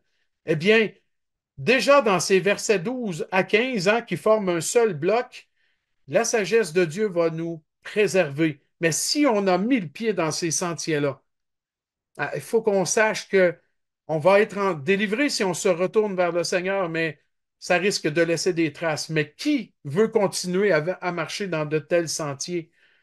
Qui veut continuer à rester dans l'aveuglement spirituel et dans le péché et dans le mal? Eh bien, quand on est enfant de Dieu, on ne veut pas rester là.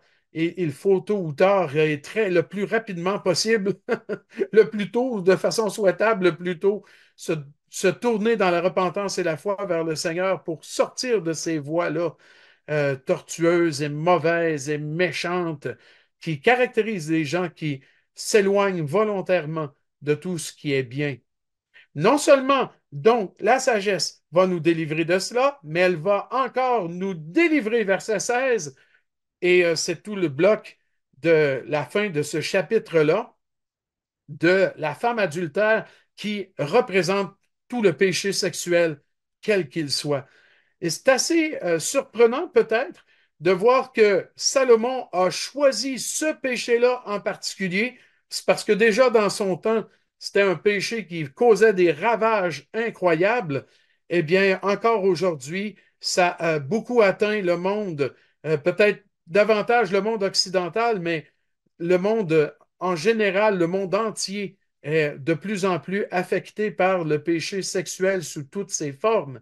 Eh bien, la sagesse de Dieu veut aussi nous délivrer dans le sens d'arracher à cette femme-là. Et à nouveau, ceux qui, malheureusement, font des faux pas et tombent dans le péché sexuel, quand ils en reviennent, s'ils en reviennent, et c'est à souhaiter qu'ils en reviennent, et pour nous, c'est une invitation à la fois à la repentance et à se détourner de ces choses, ils risquent d'y laisser des morceaux dans le sens qu'ils vont en subir des conséquences. Et il y a toujours des conséquences terribles à vivre dans le péché, et en particulier ce péché-là qui détruit, mais qui détruit tellement. Donc, le texte parle aussi de délivrer, comme au verset 12, d'arracher de la femme étrangère. La femme étrangère ici, c'est une femme interdite. C'est celle qui nous est interdite. C'est l'adultère, c'est la prostituée. Le texte réitère à nouveau par un synonyme de l'étrangère. Remarquez ça. Pour te délivrer de la femme étrangère, et on pourrait répéter de la femme étrangère, mais là, on voit juste l'adjectif. Et c'est un mot différent, mais cette fois-là qui souligne l'aspect d'être en dehors de l'alliance du mariage. Donc, le premier terme insiste sur son caractère impudique. C'est une femme interdite, adultère et débauchée, une prostituée. Mais le deuxième terme étrangère, lui, met l'accent sur le fait qu'elle est en dehors de l'alliance du mariage. Donc, c'est la femme qui est en dehors de l'alliance et qui parle avec d'autres paroles que celles de l'alliance. Les paroles de l'alliance du mariage dont on parle ici et qui vont être mentionnées dans le verset suivant, le verset 17, c'est l'alliance. En réalité, c'est une manière de parler de l'alliance du mariage. C'est Genèse 2, verset 24. L'homme quittera son père et sa mère, s'attachera à sa femme et les deux deviendront une seule chair. Eh bien, c'est de l'alliance dont on parle ici dans le verset 17 en particulier. Mais avant d'aller au verset 17, je veux souligner le caractère de cette femme-là, débauchée, prostituée, adultère, étrangère à l'alliance. Elle ne parle pas selon les termes de l'alliance de Genèse 2, 24. Elle parle avec des paroles doucereuses dans la version seconde. Ce sont des paroles, en fait, elle flatte avec des mots. Elle utilise un autre langage, le langage de l'hypocrisie, du mensonge, de la séduction. C'est le genre de discours que le domaine sexuel utilise. Bien sûr qu'ici, on parle d'une femme étrangère, mais elle est là pour personnifier tout le péché sexuel sous toutes ses formes, quel qu'il soit. Et le péché sexuel est très attrayant parce qu'il est trompeur, il utilise un langage séducteur. Voilà comment on doit comprendre les choses. Et toujours dans une personnification du péché sexuel, le verset 17 dit que le péché sexuel, personnifié dans la femme adultère ou étrangère, Elle abandonne l'ami de sa jeunesse, elle oublie l'alliance de son Dieu. L'ami de sa jeunesse ici, c'est une allusion à l'époux qui lui est promise lorsqu'elle est encore vierge. Donc, c'est son futur époux en réalité. Donc, qu'elle connaît dès sa jeunesse, elle lui est promise, mais déjà au départ, paf, elle ne respecte pas du tout cela. Elle l'abandonne carrément, elle oublie l'alliance de son Dieu, et ça, c'est une référence, c'est pas une des alliances bibliques, là, c'est simplement une référence à l'alliance du mariage évoquée dans Genèse 2, verset 24. Donc, c'est le péché sexuel. Le péché sexuel va à l'encontre du plan de Dieu dans la sexualité tel qu'on le voit dans Genèse 2, 24. L'homme s'attachera, et ce mot-là a une connotation sexuelle, s'attachera à sa femme, pas à toutes les femmes, pas à n'importe qui d'autre dans n'importe quel autre contexte. Dans le contexte du mariage, la sexualité, c'est un don de Dieu. Et il a sa place et c'est merveilleux. Mais en dehors de cela, c'est un péché ravageur et qui détruit. C'est pour ça que la sagesse de Dieu va nous garder en particulier dans ce domaine-là. Et franchement, c'est comme si Salomon disait, si tu es gardé dans ce domaine-là, tu es gardé dans tous les autres domaines. S'il y a quelqu'un qui a malheureusement, et je dis bien malheureusement, compris cela d'une manière pratique, mais à l'inverse, c'est bien lui, c'est bien Salomon. Parce que s'il avait été prudent dans ce domaine-là, il aurait été gardé de tous les autres péchés graves dans lesquels il est tombé lui-même, comme l'idolâtrie, en couchant avec tant de femmes et en ayant des femmes idolâtres avec lesquelles il est tombé dans beaucoup d'autres péchés, plus que sexuels encore. Alors, c'est comme si Salomon entrevoyait tout cela ici. Donc, dans un sens, le péché sexuel est représentatif ici du péché quel qu'il soit, mais celui-là en particulier est tellement destructeur et amène à beaucoup d'autres péchés. Pensez à David. C'est le péché sexuel avec Bathsheba qui l'a emmené dans le mensonge, l'hypocrisie et même le meurtre. Alors, c'est évident que ce péché-là peut être utilisé comme péché capital, pas dans le sens de la théologie catholique, vous comprenez bien, là, mais le péché type ou l'archétype du péché là, qui tient la place de tous les autres et qui montre à quel point voilà, on peut tomber dans des chemins de destruction. Mais la sagesse de Dieu veut nous délivrer de cela. Comme on l'avait vu dans le verset 12, c'est aussi la vérité dans le verset 16. Et j'espère qu'on n'a pas besoin d'être arraché pour y laisser des morceaux, mais tout simplement préservé dans le sens de ne jamais y aller, d'être délivré dans le sens de ne jamais passer par un tel chemin ténébreux. Mais quoi qu'il en soit, on doit se tourner vers le Seigneur dans la foi, la repentance, si on s'est éloigné de lui. Parce que les conséquences de vivre contrairement à la sagesse, mais dans le péché, sont terribles et la fin du chapitre 2 là, est une image vraiment percutante. Percutante. Um, tous ceux qui vont vers le péché sexuel, ils s'entrent dans un chemin qui les mène directement à la mort. C'est ça l'image de la fin du chapitre 2. Regarde les versets 18 à 22 dans un bloc. On va les lire ensemble.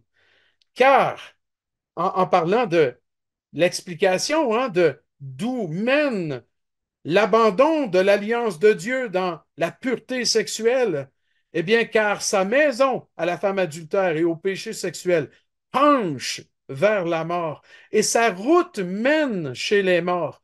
Aucun de ceux qui vont à elle ne revient et ne retrouve les sentiers de la vie. Tu marcheras ainsi dans la voie des gens de bien, tu garderas les sentiers des justes, car les hommes droits habiteront le pays, les hommes intègres y resteront, mais les méchants seront retranchés du pays, les infidèles en seront arrachés. Il y a deux chemins différents dans le proverbe, celui de la sagesse qui mène à la vie et imagé dans un séjour merveilleux dans le pays de Dieu, ou alors tous ceux qui marchent selon le péché, contrairement à la sagesse de Dieu, et qui descendent dans la mort directement. Quel verset percutant. Euh, la maison, là, ici, de l'adultère au verset 18, le terme même en hébreu évoque non seulement le bâtiment, mais ceux qui sont à l'intérieur. Donc, ils sont en train de pencher, de sombrer. Littéralement, on pourrait traduire le verbe pencher par sombrer ou s'incliner dans le sens de... On a une expression qui dit tomber tête première, là. Vraiment, tu tombes la tête première. Et quand tu tombes tête première, il n'y a aucun moyen d'éviter une chute terrible, là. C'est sûr que tu risques même la mort, hein. Si tu tombes tête première là, de haut, là, ben, c'est certain que tu ne tombes pas sur tes pieds, hein. Là, c'est fini pour toi, là. Alors, c'est une image forte pour montrer des conséquences très graves. Et la maison sombre où s'incline tombe tête première dans la mort et ses voies ou sa route, les rails, mènent aux esprits des morts. Ça, c'est une façon de dire, tu t'en vas rejoindre ceux qui sont morts et qui sont morts éternellement, séparés de Dieu pour toujours. C'est tellement vrai que ceux qui s'adonnent au péché sexuel et qui rejettent la sagesse de Dieu, eh bien, nous dit le verset 19, tous ceux qui entrent chez elle ne reviendront pas et ils n'atteindront jamais les sentiers de la vie. Jamais. Ils ne peuvent pas revenir. C'est terminé. Ceux qui se donnent entièrement au péché en rejetant Dieu, eh bien, il n'y a pas de point de retour. Vous devez comprendre que c'est un langage hautement figuré, symbolique, qui reflète une réalité. Le péché est totalement destructeur. Bien entendu que même ceux qui, tu vois, comme un meurtrier comme Paul, ou ceux qui ont vécu des vies de dissolution peuvent se repentir et revenir. Le point ici n'est pas de dire qu'il n'y a aucune repentance possible et aucun retour à la vie possible pour quelqu'un qui s'enfonce dans le péché sexuel. Mais le point est que une personne qui vit constamment comme cela et ne se repent pas et donne son cœur entier à ces choses, il finit dans la perdition éternelle. Il n'y a pas d'autre voie, il n'y a pas d'autre issue. La seule chose, en fait, qui peut changer tout cela, c'est la repentance et de mettre fin à une telle vie. Donc, par la repentance et la foi en Dieu. Donc, tu vois, même une personne s'est éloignée du Seigneur, qui est tombée dans le péché sexuel et qui s'est repenti parce que la grâce de Dieu le lui a permis, qui revient, il va sortir éclopé de cela. Il va sortir avec des conséquences qu'il va malheureusement devoir subir toute sa vie, malgré le pardon. Il a une possibilité de marcher à nouveau dans la justice. Mais le point du verset et le point de l'enseignement de Salomon, c'est de montrer les conséquences épouvantables et la fin de ceux qui s'entêteront à vivre dans le péché sexuel. Ils n'y trouveront rien d'autre que la mort. C'est ça le point de Salomon. Mais un enfant de Dieu, euh, il n'est jamais invité à aller expérimenter ces choses pour revenir par la suite. Ce n'est pas dans la pensée biblique de dire à un chrétien, c'est pas grave si tu y vas parce que si tu te repens, tu pourras revenir plus tard. Ce n'est pas du tout dans la pensée biblique. La pensée biblique dit qu'un enfant de Dieu ne vit pas dans ces choses, il vit dans la justice. D'ailleurs, on le voit très, très bien, le contraste ici avec ceux qui marchent dans la voie des gens de bien, qui gardent les sentiers des justes, qui habitent dans le pays et qui y restent dans ce pays. C'est parce qu'ils vivent comme ça, c'est leur mode de vie. Mais la Bible dit que si tu tombes dans le péché, tu dois te relever et le confesser immédiatement. Tu dois t'en détourner immédiatement. Pourquoi? Parce qu'autrement, il n'y a rien qui sortira de tout cela que la mort. Et la seule issue, c'est la mort. Un enfant de Dieu qui est vraiment sauvé et qui tomberait dans le péché sexuel et ne s'en repent pas, c'est clair que Dieu ne va pas le laisser faire. Parce qu'il est son enfant de Dieu, il va le discipliner. Donc, ça peut même aller jusqu'à la mort physique, ça pourrait aller jusque-là. Mais ce n'est pas ce dont traite Salomon ici. Il fait simplement que mettre en contraste deux manières de vivre. Une manière qui est avec la sagesse de Dieu, une manière qui est sans la sagesse de Dieu. Mais quand on est croyant et qu'on s'égare dans le péché, comme on voit dans 1 Jean, si quelqu'un pêche, il doit tout de suite confesser, se relever et abandonner le péché. Il sera délivré, mais certainement qu'il aura des conséquences malheureuses s'il fait de mauvais choix et prend de mauvaises décisions. Mais Dieu pardonne, Dieu restaure et Dieu relève. Alors comprenons bien que la Bible n'autorise pas et ne permet jamais le péché pour un enfant de Dieu. Jamais. Parce que c'est pas ce qui doit le caractériser.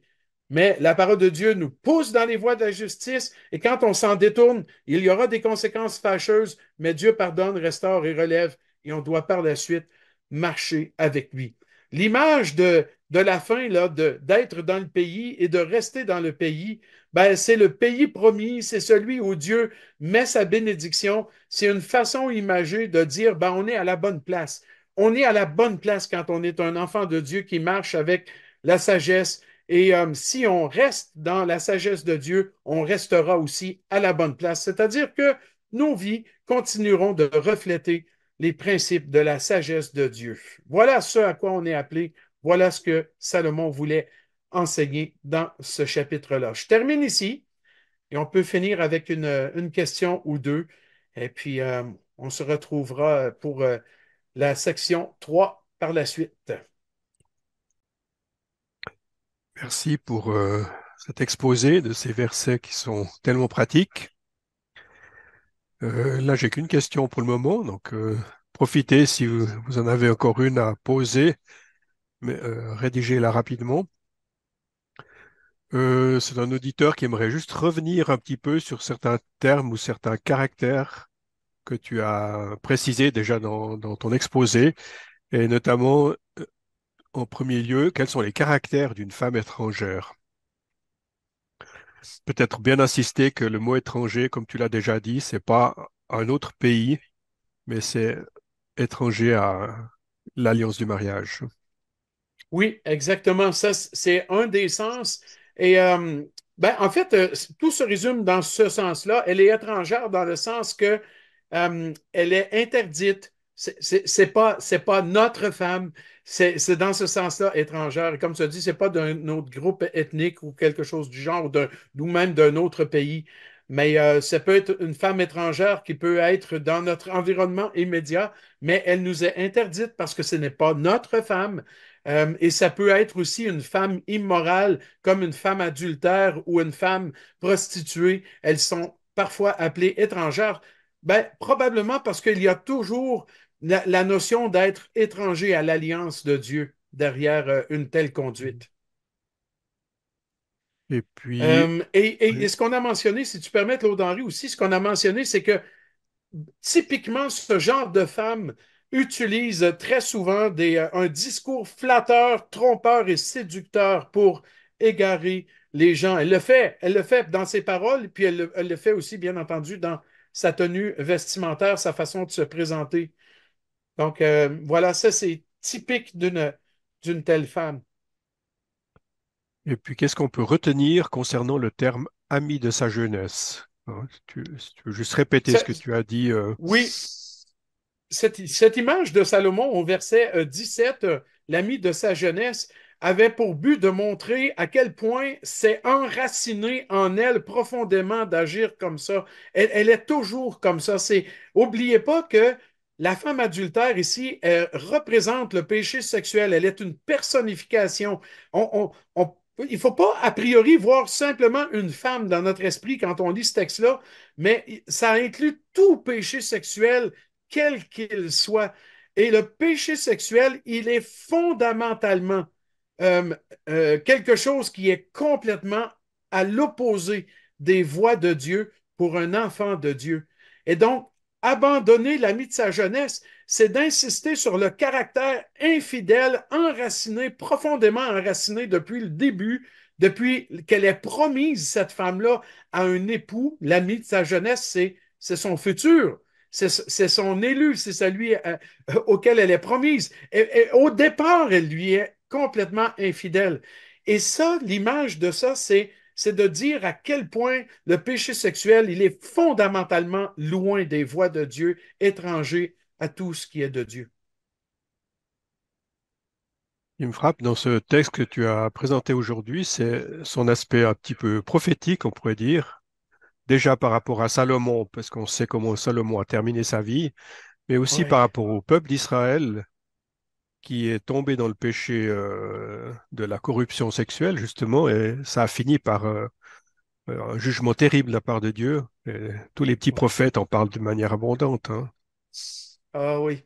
C'est impressionnant comment la Bible, sans, sans même, j'oserais dire, la pudeur qui peut nous caractériser dans notre façon de parler de ces choses, la Bible, dans le texte hébraïque, est très, très, très directe. Ça nous choquerait si on lisait le texte en hébreu de la description de l'adultère spirituel d'Israël. C'est épouvantable. C'est quand on se détourne du Seigneur, peu importe c'est quoi le péché, mais en particulier l'idolâtrie, c'est de donner son cœur à n'importe quoi d'autre qu'à Yahweh. Eh bien, c'est décrit dans des termes d'infidélité sexuelle et de débauche sexuelle qui sont choquants. Littéralement, en hébreu, c'est choquant. Quand il parle de comment Israël a couché avec les Assyriens, ces choses-là, c'est épouvantable. Mais ça montre à quel point le péché sexuel en particulier, et tout péché est destructeur et nous éloigne de Dieu. Mhm. Et attire des jugements aussi. Parce que Dieu ne peut pas tolérer ça.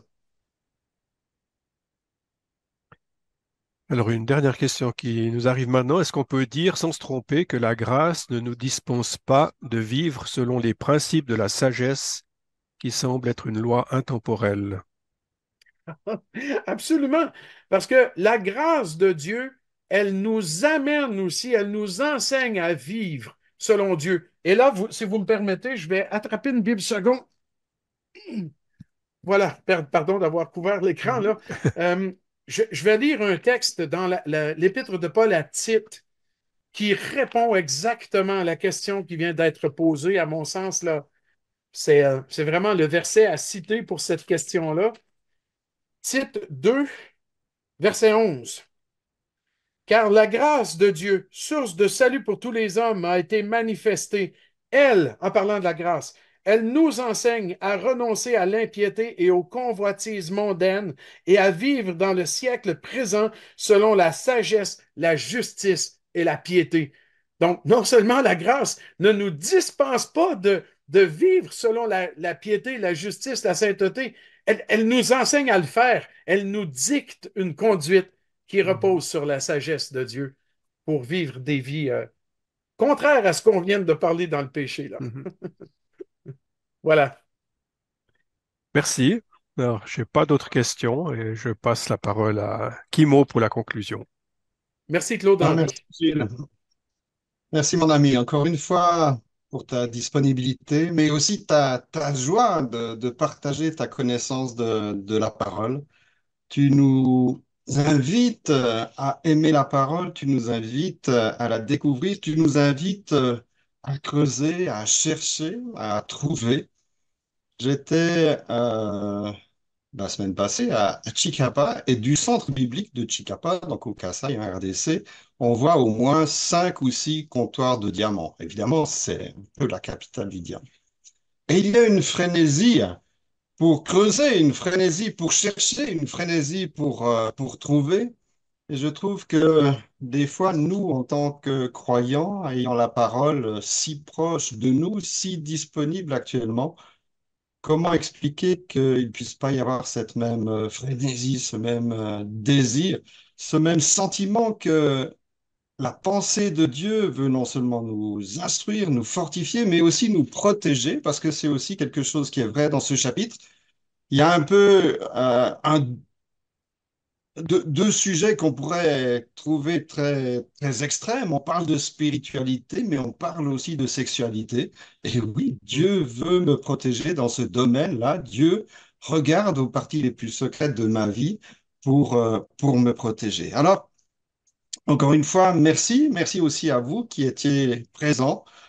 Alors, je relève des noms ou des adresses du Burkina, une de Haïti. On pense à vous dans les événements qui touchent votre pays. Le Tchad aussi est représenté ce soir, la RDC dans toutes ses parties, le Congo-Brazzaville. Il y a la France, la Suisse et puis une connexion de Grèce aussi. Alors, merci à chacun qui nous suivait. Et puis, si cette formation vous interpelle, vous fait grandir, eh bien, partagez les liens, partagez l'info autour de vous. Alors, on va se retrouver le 8 avril, toujours avec les mêmes identifiants de connexion, avec une petite différence pour l'Europe. Nous gardons la même heure pour l'Afrique, mais l'Europe, dimanche, change d'heure et ce sera donc une heure plus vite pour ceux qui passent à l'heure d'été. Alors encore une fois, merci Gilles. On se retrouve bientôt, le 8 avril, pour la suite. Est-ce qu'il y a quelque chose à faire, à préparer avant cette prochaine session? Oui, absolument. On peut déjà lire le chapitre 3 du livre des Proverbes. Oui, en particulier. Le chapitre 3, c'est déjà beaucoup. On va couvrir ce chapitre-là d'un point de vue thématique pour parler du disciple qui est sage. Donc, on développe toujours davantage cette thématique-là dans la vie du croyant et puis on veut que ce soit vraiment personnalisé à chacun de nous. Merci. Merci à chacun. Alors, soyez bénis et en bénédiction. À très bientôt, Dieu voulant. Au revoir. Au revoir à tous.